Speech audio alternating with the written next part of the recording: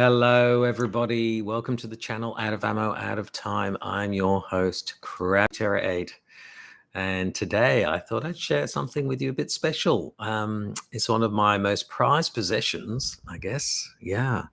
Not that I ever thought it would be, but who knows how things go.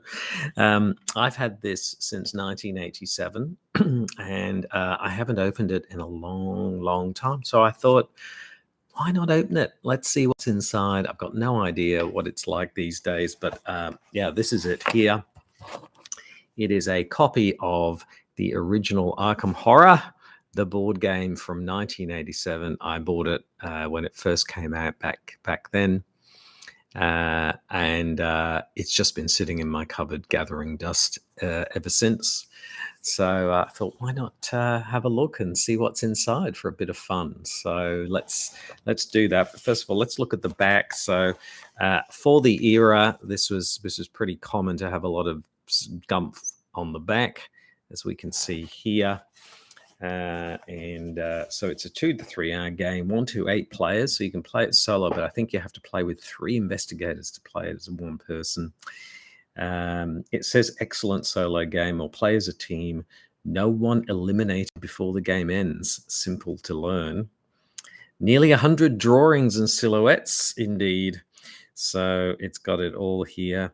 It was $24.95 US at the time, 1987. So there you go. And it says here the year is 1926, and strange things are happening in Arkham, Massachusetts, a town with a sinister past. Strange lights glow in the graveyard. A local citizen has vanished without a trace. Hear the odd fluting in the woods. The people of Arkham are near panic, and only you brave investigators can rescue them from unimaginable evil. There we go. That's the sort of background. It says Arkham Horror is playable by up to 8 people. As fearless investigators, the players seek to uncover the strange events and the stranger beings behind the placid facade of this New England town. Duty and fortune may separate the investigators. Injury, mental shock, or magic can affect or remove them from the game. It says they can remove them from the game, but it says no one eliminated before the game ends. I guess it means no players, perhaps. Anyway, the arcane powers of the Cthulhu mythos, a sinister amalgam of alien beings and human cultists, have come to Earth by means of magical gates. If the investigators destroy the gates before the space-time continuum is irrevocably strained, then players win. If too many gates open, the players lose, and Arkham is overrun. Now, for me at the time, as a fresh-faced 20-year-old, I would have been at the time, you know, this idea that the game, you're fighting against the game, was kind of like quite a unique mechanic at that time. Explore its streets, buildings, woods, parks, and investigators meet helpful and hindering people, find magic-laden books, and discover, trade for, or purchase helpful items. No player loses unless all players lose, nor is any player eliminated from the game before it ends. Right. Losing one investigator, another is chosen, and play renewed. So that's what they mean. So there we go. That's the background. And of course, then there was a version 2 made. Was that 90s, early 2000s? I don't remember. And then, of course, now there's a version 3. Ages 12 and up by Chaosium Inc. Yeah. So let's have a look what's inside. Dun, dun, dun. Oh, okay. Ziploc bags galore. We've got a... Yeah, and just looking here, we've got some cards here. Cards of skill, it says. Skill! But everything clearly is sort of these very thin and flimsy, not even cardboard, yeah, kind of paper. Paper that's been laminated. So laminated paper, so quite cheaply made compared to today's games. So skill, this one says knowledge +1, add to an investigator, useful for the rest of the game. Sneak +1, so there are various skills. Charity, go to a Dagon mission. I don't know what that's about. And then some spells like bind monster. So there we go. That's some skill cards. There's item cards here as well. So that's the skill cards. Then we've got some item cards here. Oh, I wonder what items. Feeling a little bit like Eldritch Horror and things with items, but again in this flimsy sort of paper. Flute of the Outer Gods banishes one of the following: Biarki's Dolls Gug Hunting Horrors. Cost $5. There we go. And then there's some gate cards to the Great Hole of Celiano and the Abyss, etc. So, you can see where the more updated versions have come from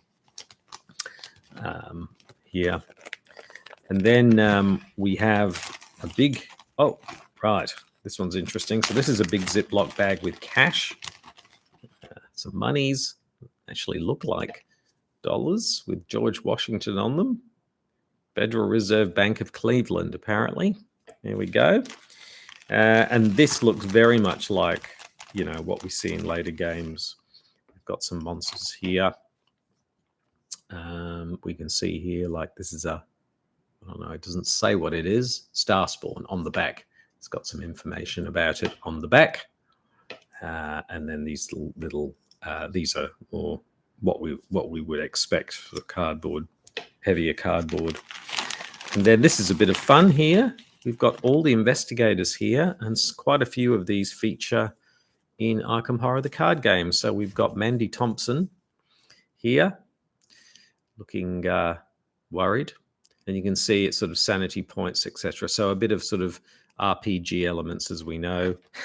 I like this one, Monterey Jack.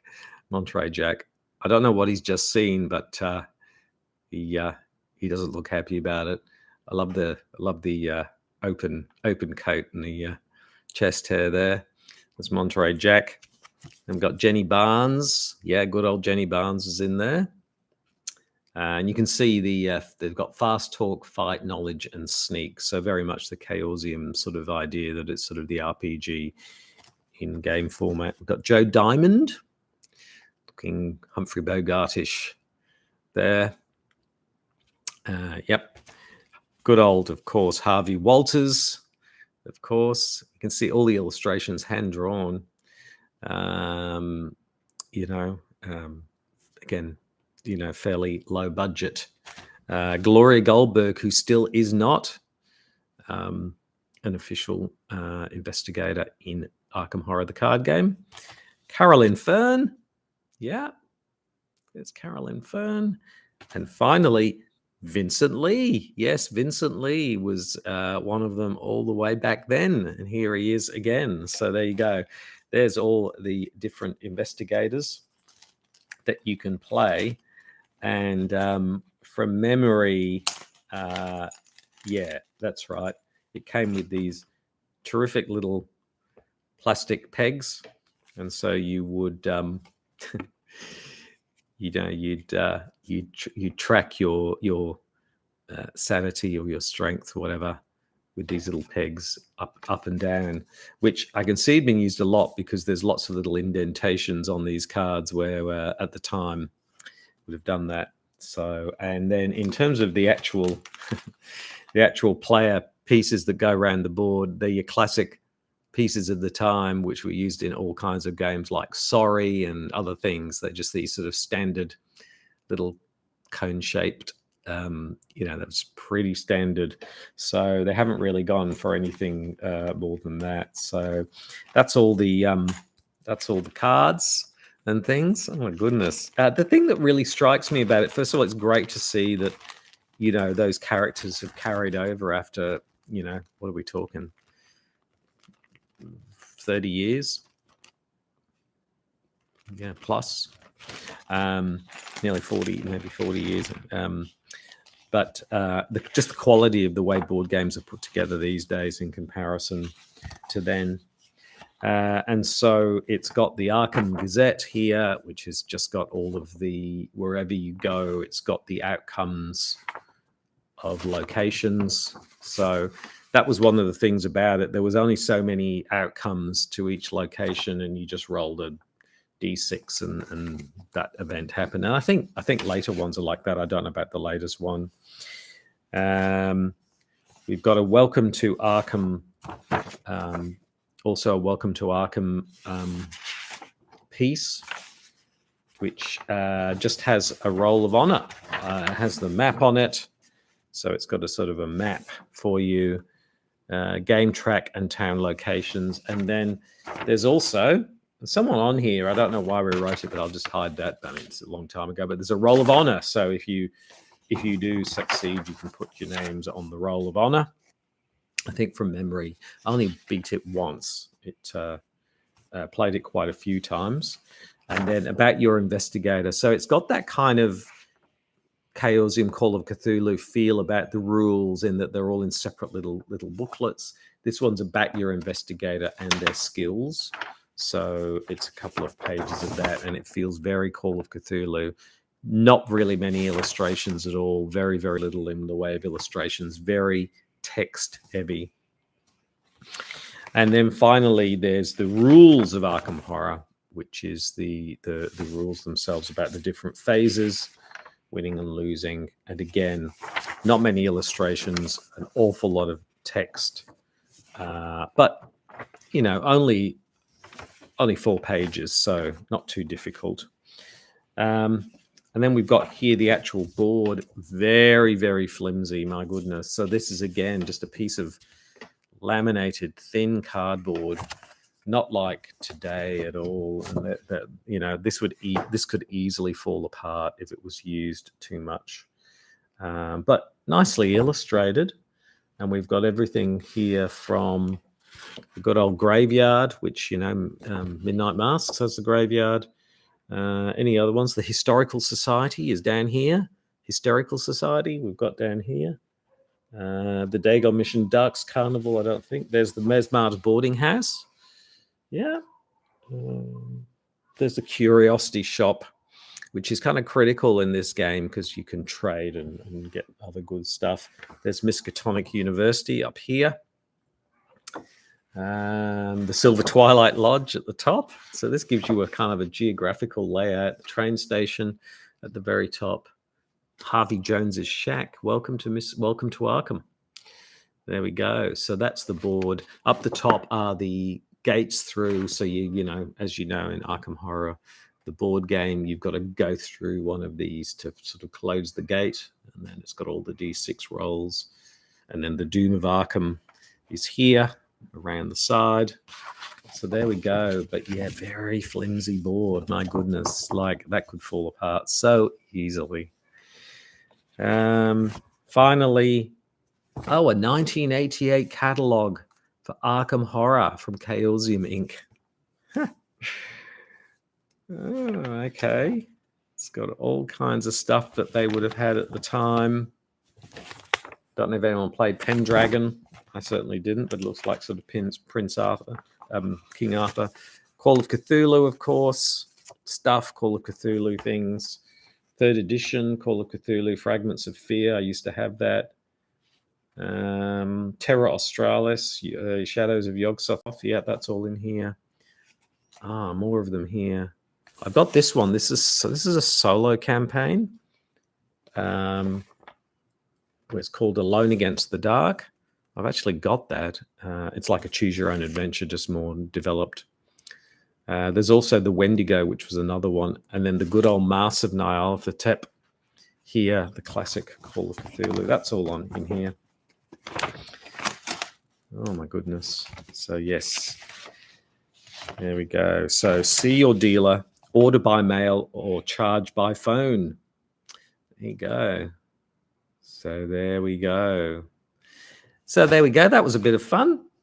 Bit of unboxing of Arkham Horror, the board game from 1987. Anyone else have this one? Has anyone else played it? I know that it's on Tabletop Simulator. So if I had more time, I'd actually love to play the 3, you know, and see how similar or different they are. Yeah, that would be a bit of fun because I think they're all on Tabletop Simulator. Probably, I've got them all. I've got all the physical copies as well.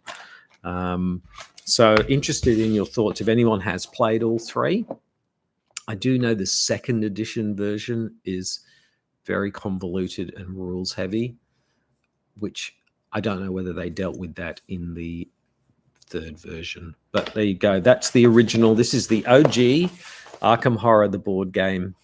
Thought that was a bit of fun. Hope you enjoyed watching that. Let me know your thoughts. And as always, like, comment, and subscribe. And I will see you soon. Cheers. Bye.